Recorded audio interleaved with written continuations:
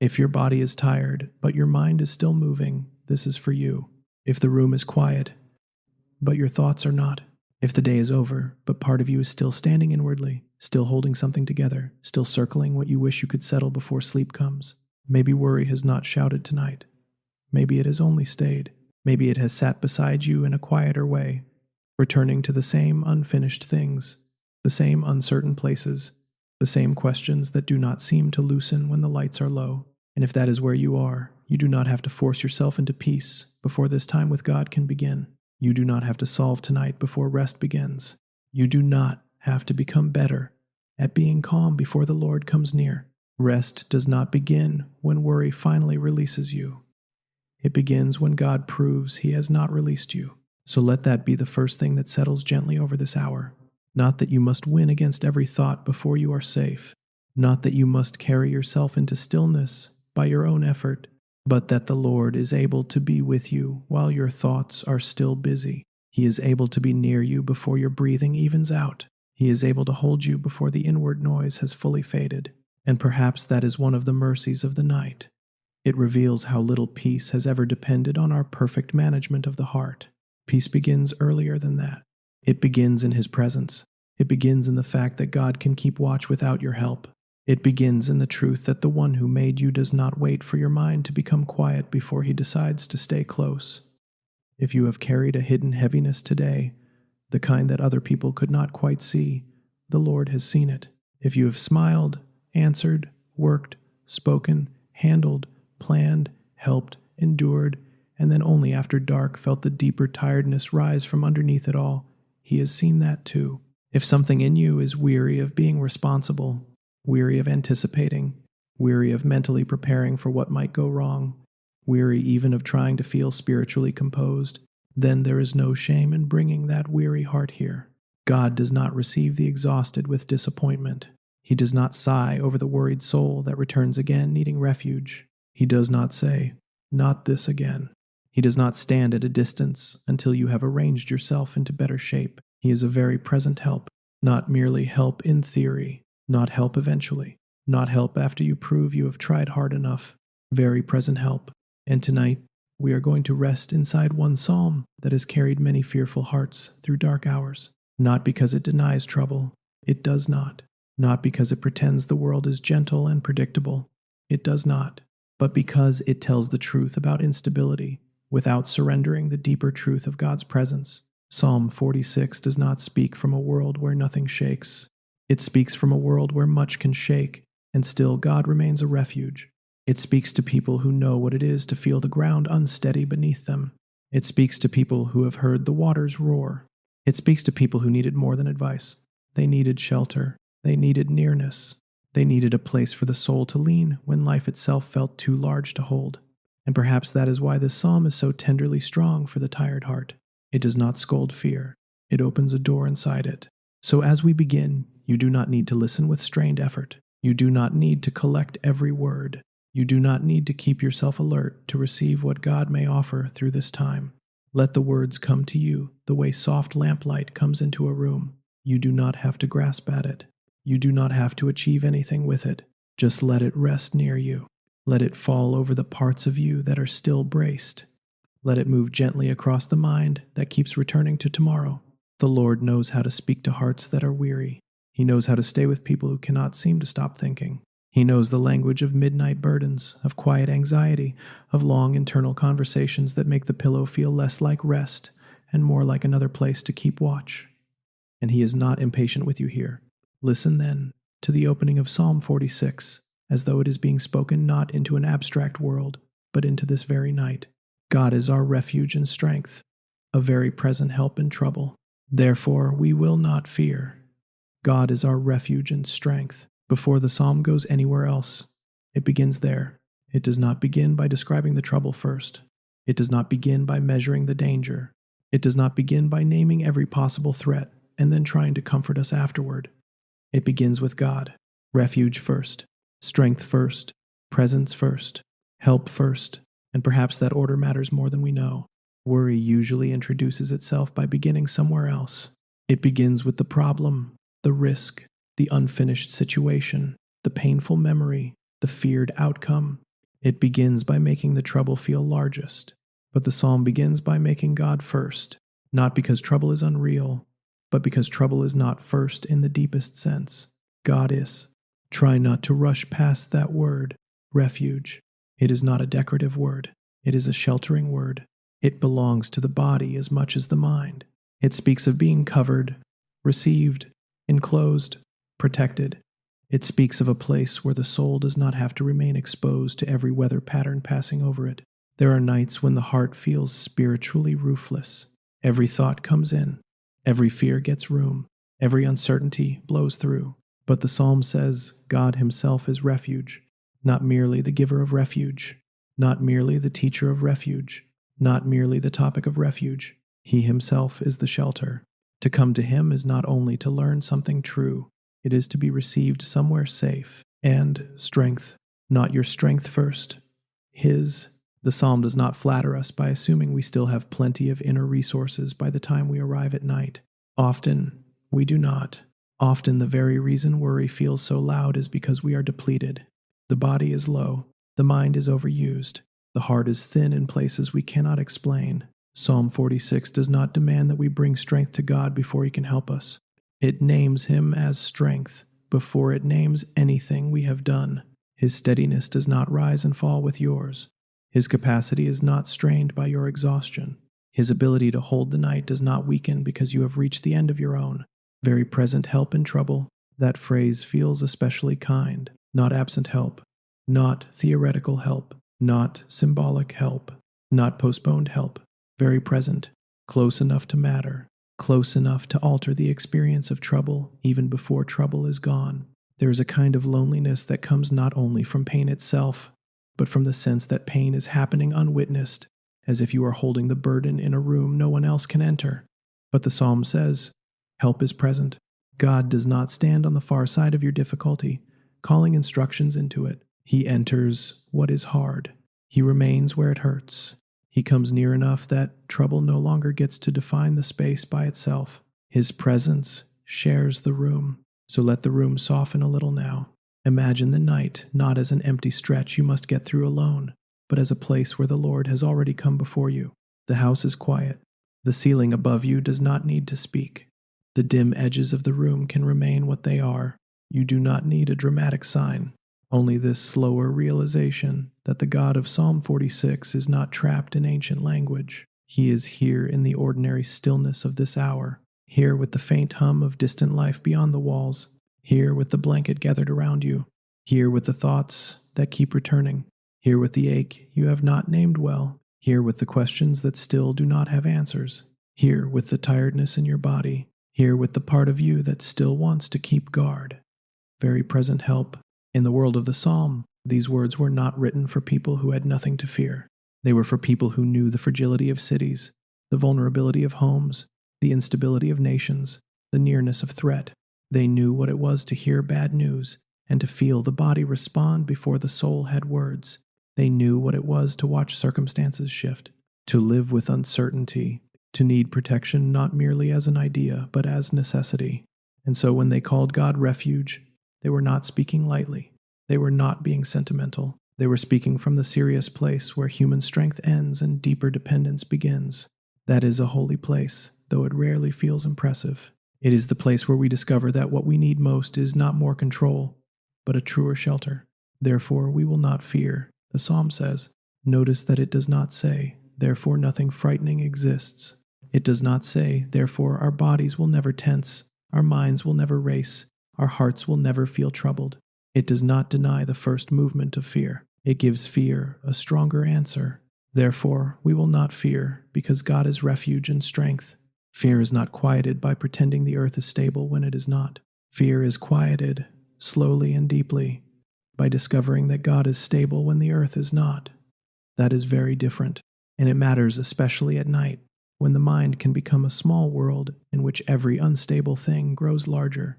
Psalm 46 does not ask you to convince yourself that all is simple. It asks you to rest in the one who remains himself, while much else does not. Let your breathing slow just a little, not by force, but by permission. The Lord is not hurrying you through this. You do not have to get somewhere quickly. This is not a race towards sleep. It is a gentle returning of weight, a returning of the heart from its own overwork, a returning of the soul from its long habit of standing up inside itself. You may still feel some resistance in your thoughts. That is all right.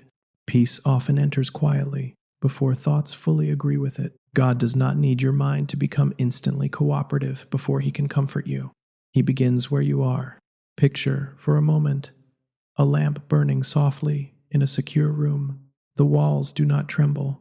The door is shut against the night air. The flame is small but steady. Nothing dramatic is happening there.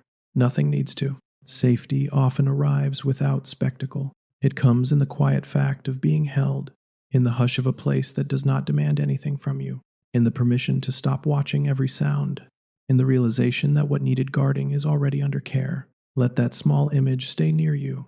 A still room, a faithful light, the Lord nearer than your own anxious reach. The night does not become bearable because you stay mentally awake. It becomes bearable because God stays. Now the psalm widens. It does not remain in that first sheltering line only. It speaks honestly about upheaval.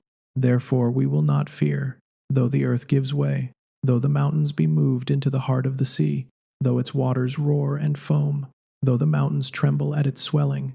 These are large images. Earth giving way, mountains moved, waters roaring. But the psalm does not use them to inflame panic. It uses them to say something braver and kinder. Even if things feel that unstable, God has not ceased to be refuge. Even there, especially there, the earth giving way is one of those images that touches something ancient in the human heart. We rely so much on what seems fixed: ground, routine, familiarity, health, relationship, income, plants, patterns we think will continue. We may not even notice how much we count on these until something shifts beneath us. Then the soul feels it. Perhaps that is why worry can be so exhausting. It is not always about one obvious danger. Sometimes it is about the loss of felt ground. Something no longer feels solid. A conversation changed something. A diagnosis introduced a shadow. A bill arrived. A loved one grew distant. The future became less readable. Grief entered. The old confidence in how life goes gave way a little. And even if no one else can see the internal tremor, you feel it. That is the psalm's honesty. Sometimes it does feel like the earth gives way, and mountains moved into the heart of the sea. Mountains are not meant to move. They are the image of permanence, height, weight, endurance. We speak of mountains as though they are the least likely things to shift. And so the psalm takes precisely that image and lets it move, as if to say, even what you thought would never change may change. Even the things that seemed impossible to lose, impossible to alter, impossible to imagine differently, may become unsteady in this life. Scripture is often gentler than we expect because it does not require us to pretend. It knows the shock of change. It knows the bewilderment of upheaval. It knows the heart's question when what felt dependable no longer feels dependable. And yet the psalm keeps saying, even then, we will not fear, not because mountains cannot move, but because God cannot be moved from being God. The waters roar and foam. There is something about water in turmoil that can mirror the anxious mind. It does not stay where it is supposed to stay. It swells. It sounds like more is coming. It unsettles by movement itself. Worry can feel like that. Not always one thought, but many. One concern touching another. One unfinished fear stirring old memories. One possible outcome turning into 5. The mind foams with imagined futures. The heart hears the internal roar and wonders whether it will ever quiet. But the psalm does not leave the roaring waters unopposed. It names them under the authority of a larger reality. God remains refuge while waters roar. He is not drowned out by them. He does not lose his nearness because your thoughts are loud. He does not become less present because the inward sea is restless. Imagine now that biblical world more fully, not with harsh detail, but with quiet clarity. A city enclosed by walls, stone warmed by day, cooling by night. People gathered within, aware that danger exists beyond their power to control. The sounds carried on the air are uncertain. The ground of ordinary life feels less dependable. The future cannot be managed into safety by enough planning. They know what it is to need shelter, to need strength beyond themselves, to know that fear is possible, And into that world the psalm speaks. Therefore, we will not fear, not because those people were insensitive, not because they lacked imagination, not because they had no reason for alarm, but because they had learned something about God in the midst of pressure, something truer than circumstances, something steadier than the shaking around them. There is a way worry makes us believe that if we think long enough, carefully enough, vigilantly enough, we may finally outrun uncertainty. But how often has that really happened? More often, worry drains us without securing what it promises. It keeps us mentally standing, but does not make us safe. It sharpens the body, but does not strengthen the soul. It repeats, revisits, rehearses, scans, anticipates, and still the heart remains tired. Psalm 46 offers a different movement, not carelessness, not indifference, but refuge, the soul leaning its weight where it was never meant to carry itself alone. This is one of the deeper forms of stillness, not the absence of feeling, but the release of self-assigned guardianship, the realization that God has never asked you to be your own fortress. So if tonight there is something in your life that feels unsteady, you do not have to deny that. You do not have to say, "This does not matter." You do not have to say, "I am not affected." You do not have to scold your own heart for noticing that the ground has changed. But perhaps you can notice one thing more, that even now, while circumstances remain unresolved, you are not outside the reach of God. Even now, before anything improves, refuge is possible. Even now, before the earth feels firm again, you may lean into the one who does not change. He is not a late answer. He is a present shelter. Sometimes the most exhausting part of anxiety is not the first fear itself, but the long inner labor that follows, the attempt to regain control, the constant return to the same issue in different words, the hope that one more cycle of thought will finally produce certainty. Yet certainty is rarely what God offers first. Presence is, refuge is, strength is, worry says, keep circling until you feel safe. God says, come under my care while you still feel shaky. Those are not the same invitation. One keeps you standing at the edge of the sea, trying to interpret every wave. The other brings you behind the walls, into a place where you are not responsible for the tides. Here again the great tenderness hidden inside the psalm's courage. Therefore, we will not fear. It is not a hard command spoken at the frightened. It is a communal breath, a steadying confession, a way of saying, because God is who He is, fear does not get the final word here. It may speak, it may be felt, it may rise and fall in the body, but it does not reign. It does not define reality. It does not own the night. There is another here, stronger than the threat, nearer than the thought, more enduring than the change. And maybe for you tonight, the earth giving way does not mean catastrophe.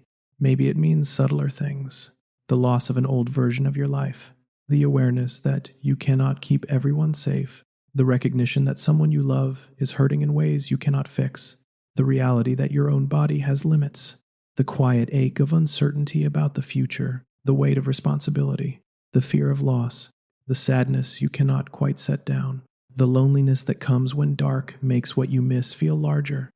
Psalm 46 can hold those too. It is big enough for inward earthquakes. It is tender enough for silent ones. Picture now the roaring water growing more distant, not because it has ceased to exist, but because you are no longer standing exposed before it. There is a shift in position. That matters. We often wait for the noise itself to vanish before we believe we can rest. But sometimes, the first mercy is simply this. The noise no longer has the same claim on us because we have come into refuge. The waters may still roar somewhere beyond the walls. The future may still be unresolved. The mind may still have traces of alertness. But within the care of God, the soul begins to relearn another posture. Not readiness for disaster, readiness for trust. Let that posture come slowly.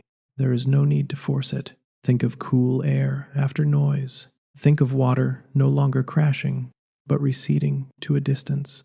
Think of standing beneath a shelter while weather passes somewhere beyond. Think of how the body knows the difference between exposure and cover. Let the soul know it too.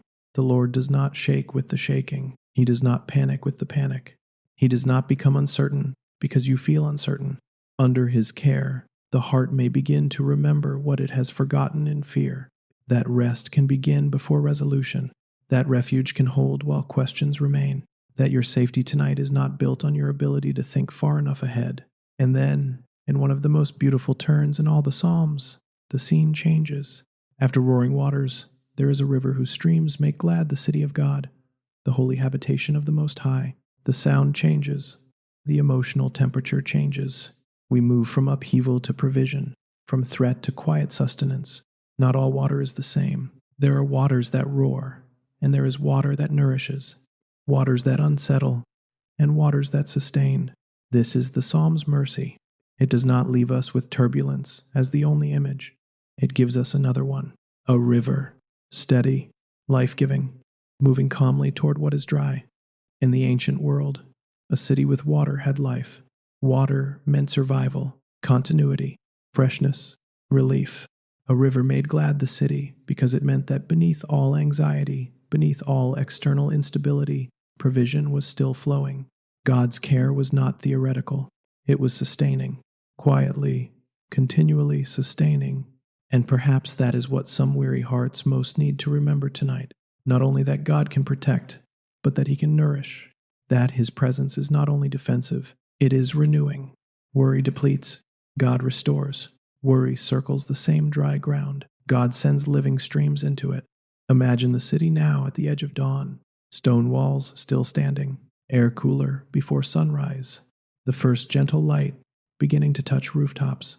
Somewhere within the city, water is moving. Not loud, not restless. A steady stream. It reaches where people need it.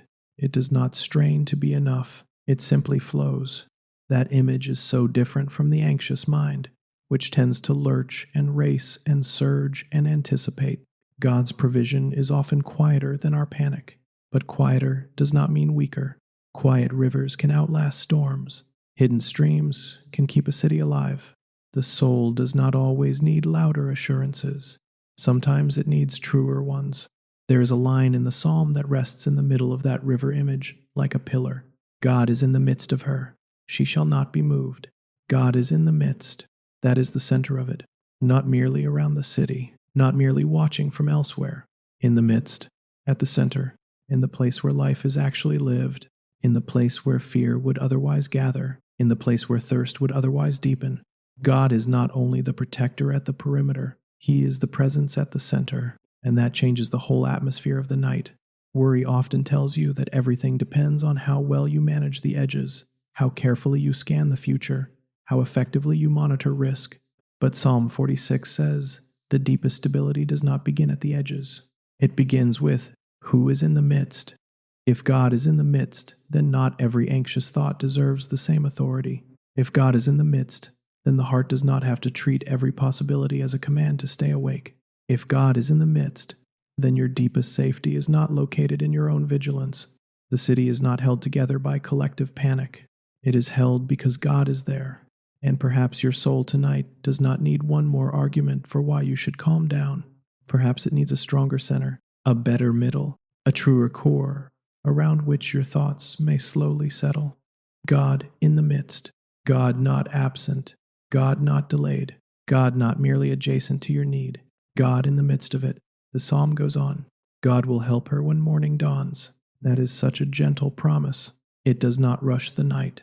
It does not deny the dark.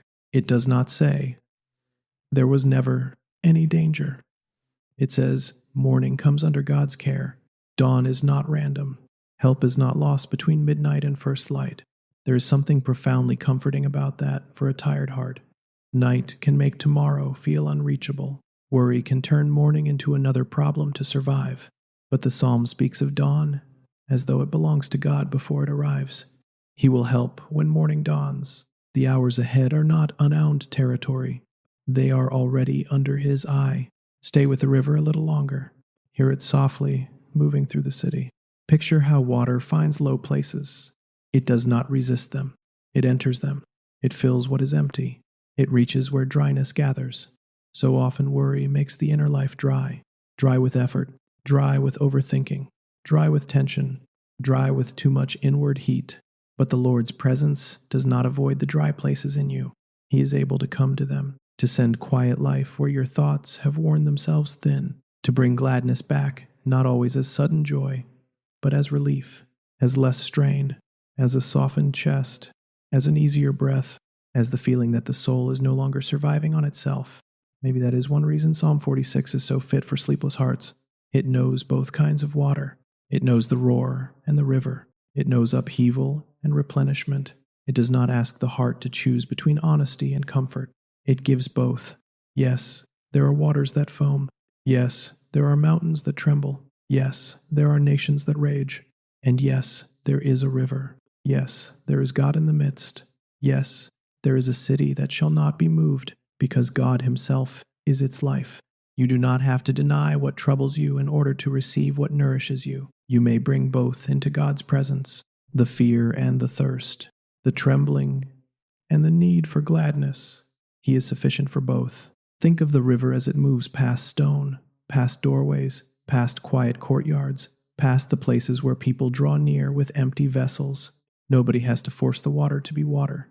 Nobody has to persuade the stream to flow. It comes because that is what it does.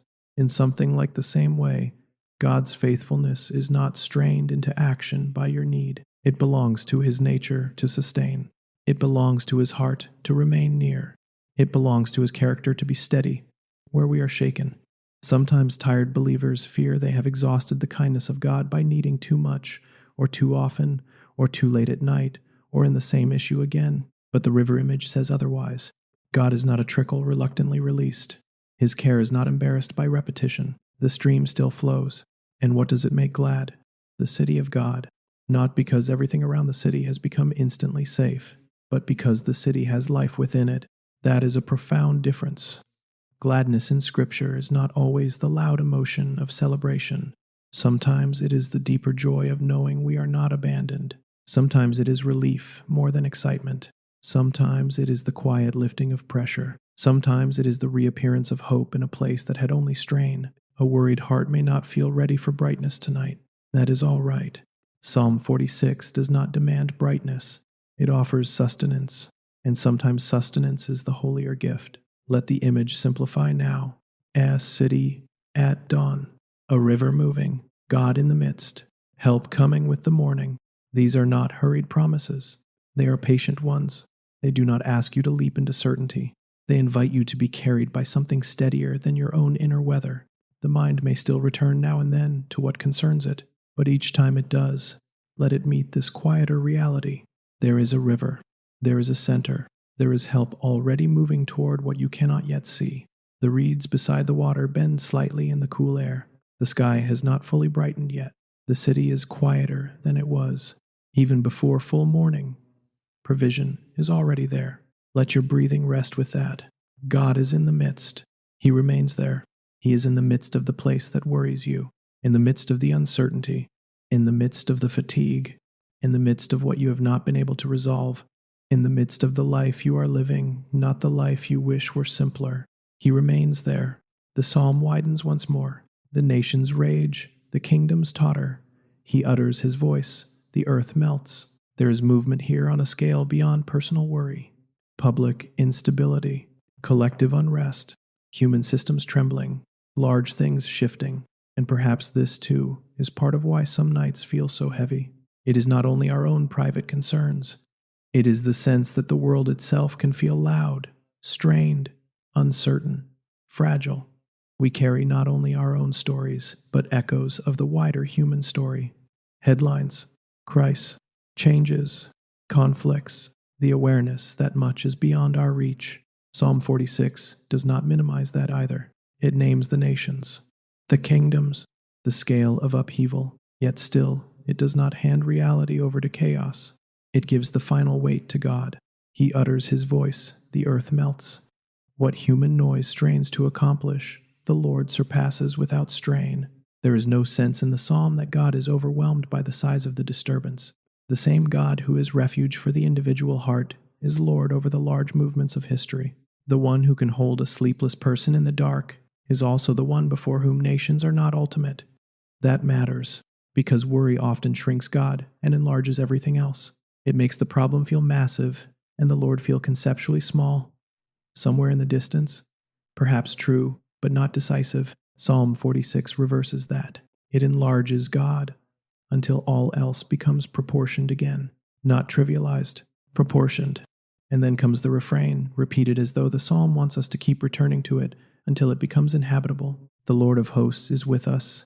The God of Jacob is our fortress. The Lord of hosts, the God of Jacob. Both names matter.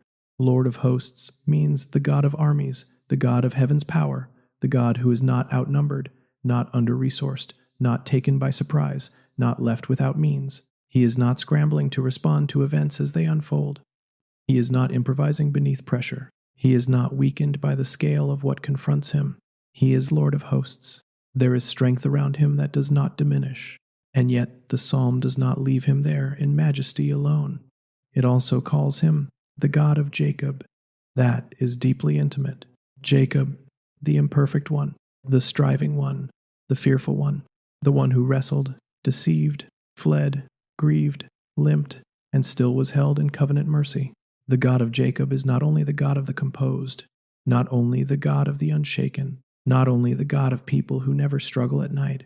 He is the God who attaches himself to the vulnerable history of human beings and remains faithful. So the refrain holds together both truths the worried heart needs.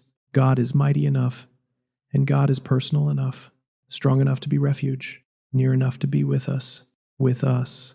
That may be the warmest part of the whole refrain. Not merely over us, not merely beyond us, with us. Tonight, perhaps that is the phrase your heart most needs.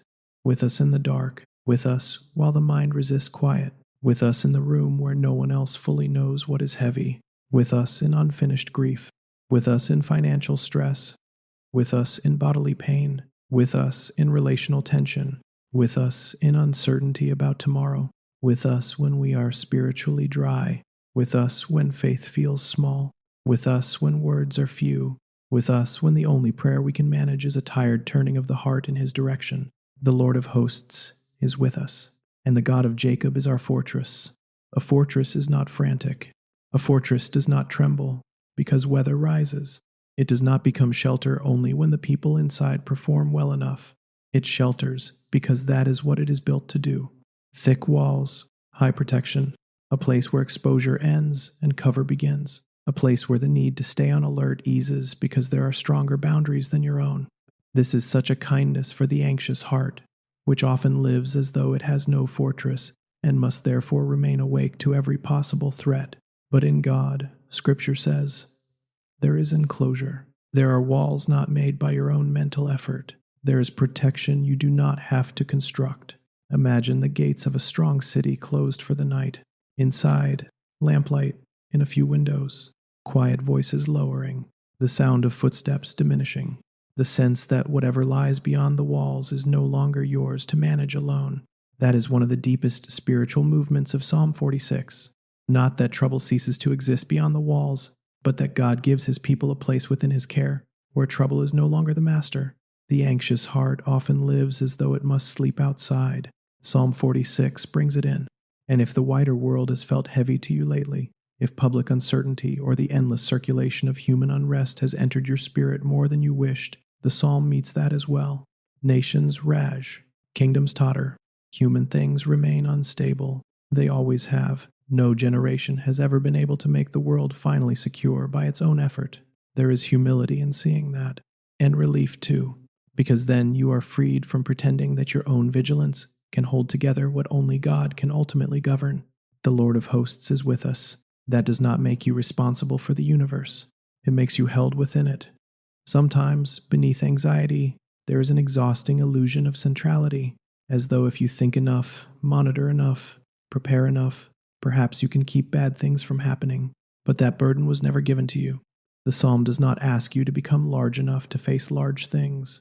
It reveals the God who already is, the God whose voice carries final authority, the God whose presence is not symbolic, but active, the God who is mighty enough for nations and gentle enough for Jacob, the God who can govern history and still come near to one tired person lying awake. Let the scale of God enlarge the room now, not in a way that makes you feel small and forgotten, but small and safe. There is a holiness in remembering that you are not the one keeping the stars in their courses, not the one sustaining the earth, not the one carrying the weight of all outcomes, not the one who must think the world into order before sleep can come. You are a beloved creature, a held soul, a person under the care of God. That is not helplessness in the empty sense. It is surrender in the truest one, the release of false sovereignty, the relief of not being God. Come, says the psalm, behold the works of the Lord. It is an invitation to look away from the immediate swirl and toward the greater faithfulness of God, to remember that history has never belonged to panic, to remember that the Lord has acted, will act, and remains active, to remember that his peace is not fragile. There is a line later in the psalm about him making wars cease, breaking the bow, shattering the spear, burning chariots with fire. Even there, the psalm does not revel in violence. It revels in the ending of violence, in the God who is not merely stronger than conflict, but who brings conflict to its appointed end. That matters for sleep too, because it means peace is not a delicate wish held against an equal darkness. Peace belongs to God's own authority. Picture now the fortress quiet after the gates are shut, the stone cool beneath the night air, a lamp somewhere in the inner room, the strain of watching the horizon replaced by the permission to rest under stronger care. Let your shoulders know that image. Let the muscles of the face soften around it. You do not need to carry the full scale of the world into your bed. You do not need to remain inwardly posted at every gate. The Lord of hosts is with us. The God of Jacob is our fortress. Let that refrain do what refrains are meant to do. Let it repeat until it becomes less like information and more like atmosphere. And then, after all the great images of refuge and shaking, river and city, nations and fortress, the psalm leads us to one of the most beloved and often misunderstood lines in Scripture. Be still and know that I am God. It is easy to hear those words as a sharp correction, almost as though God were saying, stop feeling, stop thinking, stop trembling, compose yourself. But that is not the spirit of the psalm. The psalm has already made room for trembling. It has already named upheaval.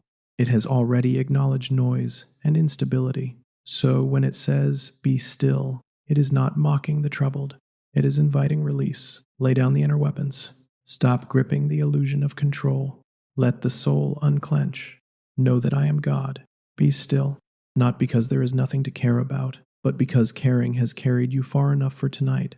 Be still, not because every issue has been resolved, but because God remains God before resolution comes.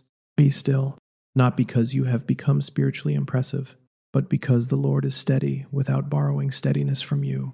Be still, not as performance, not as blankness, not as self-achievement, as surrender, as relinquishment, as the holy permission to let God be greater than your grasp.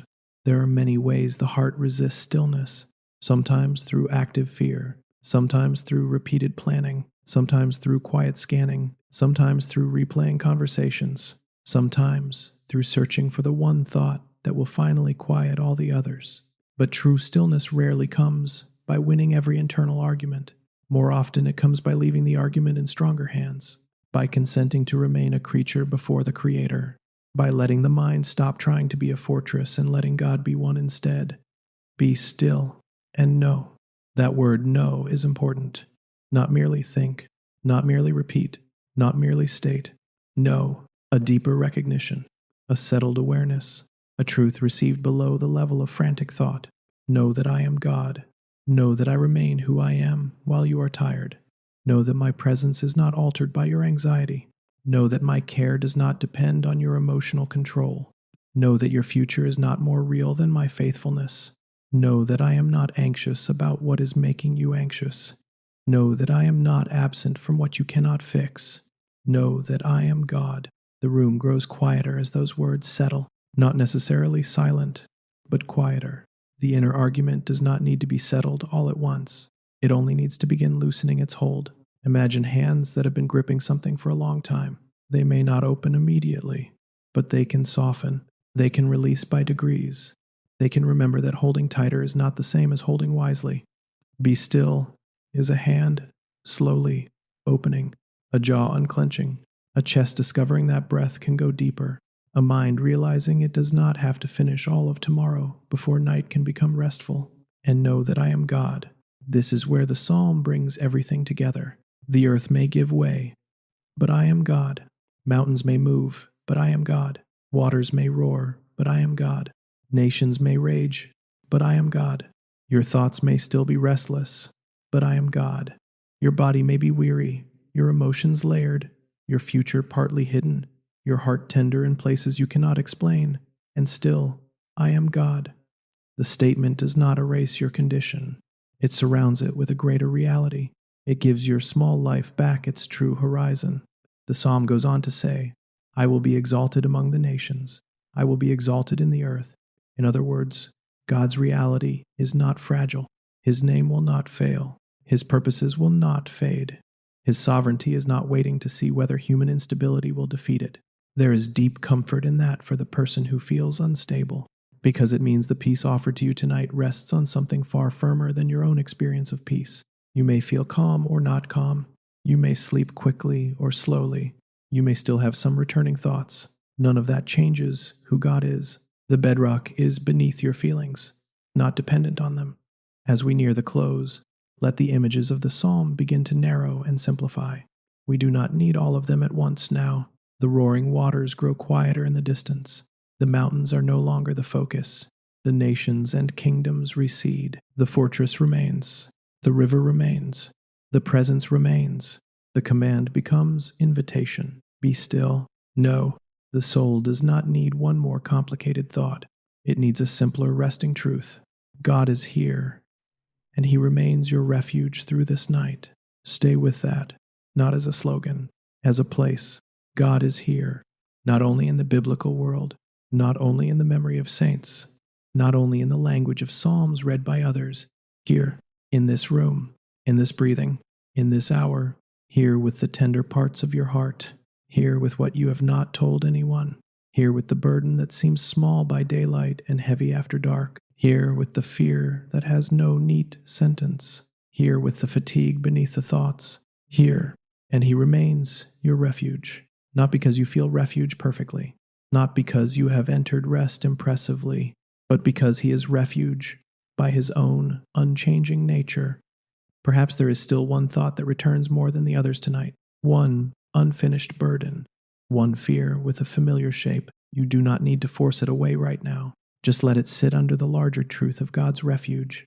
Let it lose its lonely scale. Let it become one more thing the Lord already sees, one more thing already inside His knowledge, one more thing not strong enough to displace His presence.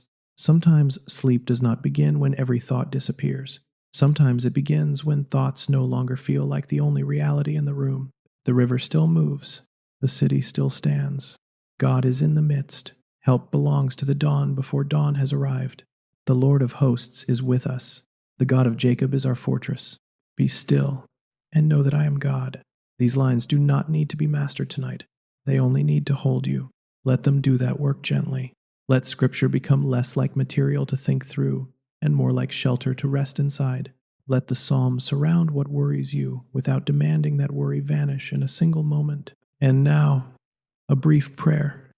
Lord, for the one listening tonight, be very present. Where worry has held on tightly, let your presence hold more deeply still. Be refuge where the heart feels exposed. Be strength where the soul feels thin. Be quiet. Help in the room, in the mind, in the body, in the hidden places, carrying strain. Let what is restless soften without force. Let what is fearful feel accompanied. Let what is tired be cared for. Guard this night with your peace. Watch where this listener no longer can. Carry what they cannot settle before sleep. And let the gentle truth of Psalm 46 remain over them now. You are here. You are God. And you are refuge. Amen. Now there is nothing left to achieve here. Nothing more to prove. Nothing you need to finish before rest is allowed to come nearer. The Lord is your refuge, and you do not have to keep watch alone. The Lord is your refuge, and the night is not empty. The Lord is your refuge, and His presence does not depend on your ability to hold one peaceful thought after another. Let your breathing be simple now. Let the bed hold your weight. Let the room be ordinary. Let God be God. If a thought returns, let it pass again beneath this gentler truth. You are not alone in this night. The one who is refuge remains. The one who is strength remains. The one who is very present remains. Sleep does not have to be seized. It may be received, slowly, quietly, under his care. The Lord is your refuge, and you do not have to keep watch alone.